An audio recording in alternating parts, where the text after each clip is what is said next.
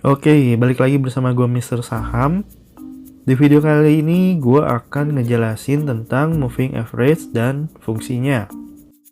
Moving average atau disingkat MA adalah salah satu indikator yang paling banyak digunakan dalam analisa teknikal, di mana perhitungannya itu berdasarkan pergerakan harga rata-rata dari suatu periode yang ditentukan. Gue ambil sebagai contoh MA5. Artinya adalah garis pergerakan harga rata-rata yang dihasilkan dan dihitung dari 5 candle yang dibagi 5. Sehingga terbentuklah garis MA5. Begitu juga MA10, 20, 30, dan seterusnya. Ada banyak banget jenis MA, tapi yang paling sering digunakan itu biasanya ada 2. Di antaranya, yang pertama ada Simple Moving Average atau disingkat SMA. Ini adalah jenis MA yang paling simple, di mana kelebihannya adalah sinyal pergerakan yang lebih akurat. Tapi di sisi lain ada kekurangannya, yaitu pergerakan sinyalnya itu lebih lambat daripada moving average yang lain. MA yang kedua adalah Exponential Moving Average atau EMA. Ini adalah jenis MA yang ditambahkan pembobotan harga terbaru, sehingga kelebihannya adalah pergerakan sinyalnya lebih cepat, tapi ada kekurangannya juga, yaitu ada kemungkinan terjadinya sinyal-sinyal palsu, karena pergerakan sinyalnya yang cenderung lebih cepat. Nah, ini adalah contoh bedanya pergerakan SMA dan EMA. Kalau kalian perhatiin di garis EMA yang gua warnain warna biru, itu pergerakannya garisnya cenderung lebih cepat.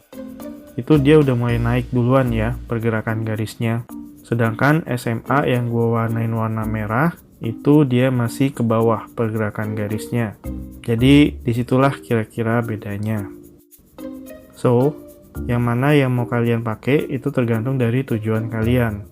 Biasanya SMA bukan buat trader harian apalagi scalper trader, karena pergerakannya agak lambat dan bisa menyebabkan kehilangan momentum duluan. Jadi biasanya mereka lebih suka pakai EMA. Tapi buat trader mingguan, bulanan, dan seterusnya biasanya mereka lebih suka pakainya SMA karena tingkat keakuratannya yang lebih tinggi. Terus, apa sih fungsi MA itu sebenarnya?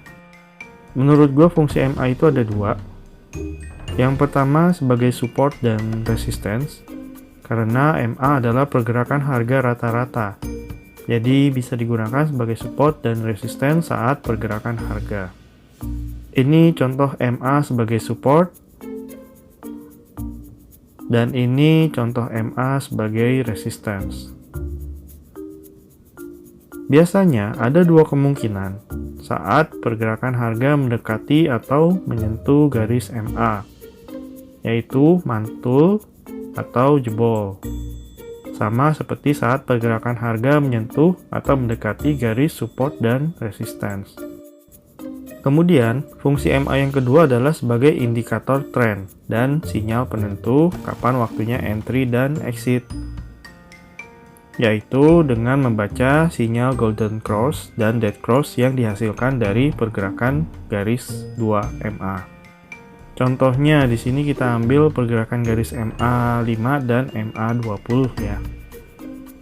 Ketika garis MA5 melewati garis MA20 ke arah bawah, artinya terjadi sinyal dead cross yang mengindikasikan ke arah downtrend.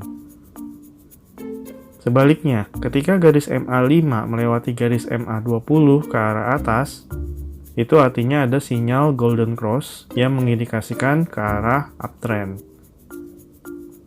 Nah, dead cross itu yang gue warnain lingkaran warna merah, sedangkan golden cross itu yang gue lingkarin warna kuning.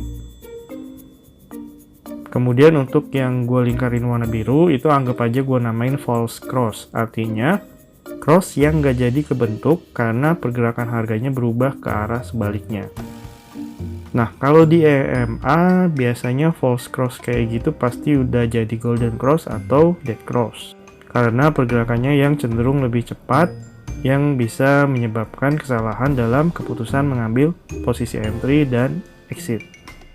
Kemudian untuk periode MA yang kalian mau itu bisa disesuaikan ya, maunya pakai MA berapa, dan itu tergantung analisa dan kebutuhan kalian masing-masing.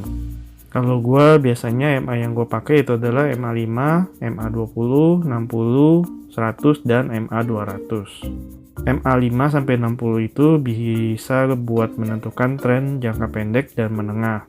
Sedangkan kalau MA 100 dan 200 itu bisa buat menentukan tren jangka panjang. Dan jangan lupa bahwa MA ini cuma salah satu indikator yang bisa dipakai untuk membantu dalam analisa teknikal untuk memprediksi pergerakan harga ke depannya.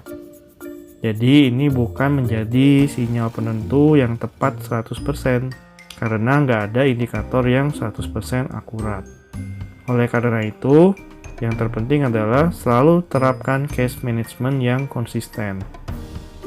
Karena itu adalah kunci untuk berhasil baik sebagai trader maupun sebagai investor.